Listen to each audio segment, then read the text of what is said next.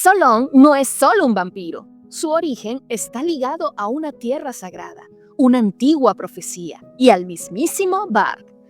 Hola entusiasta, hoy te explico por qué su existencia lo cambia todo.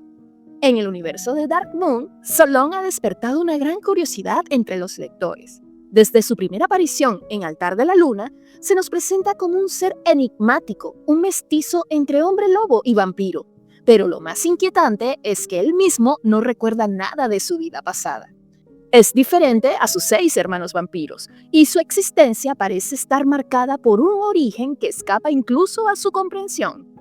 Sin embargo, en el spin-off literario Dark Moon, la sangre de Bard, empieza a darnos respuestas. En el capítulo 17, El sucesor de Glasto, aquí descubrimos que Solon es el hijo mayor del señor Yeonju, noble de la región de Glasto.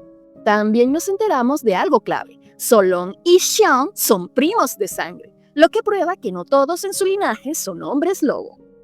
Solon desea convertirse en caballero real de la princesa Selene, no solo por ambición, sino porque su pueblo atraviesa una grave crisis.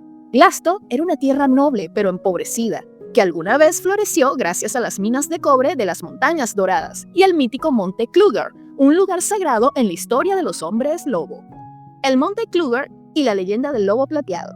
Según los pergaminos reales que Selene llevaba consigo, en ese monte un chamán vio por primera vez a un lobo plateado, una figura que sería clave en su búsqueda del legendario dios Bard. En el capítulo 25, La búsqueda, se nos cuenta que Glasto tenía unos 60.000 habitantes, en su mayoría de razas mixtas, humanos, chamanes y hombres lobo. En el capítulo 28, llamado Pengarium, aquí Selene describe a Solon con mayor detalle. Era un joven de cabello azul, con ojos heterocromáticos, su ojo derecho de color dorado como la luna llena y su ojo izquierdo azul como el océano. Además, llevaba consigo un arete en forma de colmillo de lobo, lo que subraya su vínculo con su linaje. En el capítulo 29, denominado La Tierra del Lobo Azul, se nos revela una antigua leyenda, la del Lobo Azul, un ser que algunos creían un dios. A los pies del Monte Kluger surgió una aldea donde se dice que vivieron los primeros hombres lobos nativos. Aunque muchos pensaban que era un mito, algunos descendientes de la nobleza de Glasto nacían con forma de lobo azul, confirmando que esa leyenda tenía raíces reales. Entonces, ¿por qué Solon es un mestizo? Glasto es una tierra de razas mixtas. El linaje de Solon, aunque noble, se mezcló con humanos, a diferencia del clan Colmillo de Plata, que se aisló para conservar su linaje puro.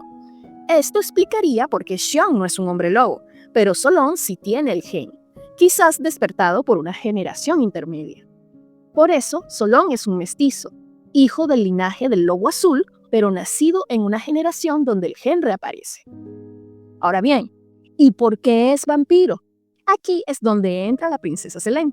Al recibir la sangre de Selene, una mezcla entre el linaje chamánico y la sangre del mismísimo Bard, Solon se transforma parcialmente en vampiro. No es un vampiro puro como sus hermanos, pero comparte esa parte de herencia gracias a la sangre mágica que recibió. En conclusión, Solon es un mestizo de hombre lobo y vampiro.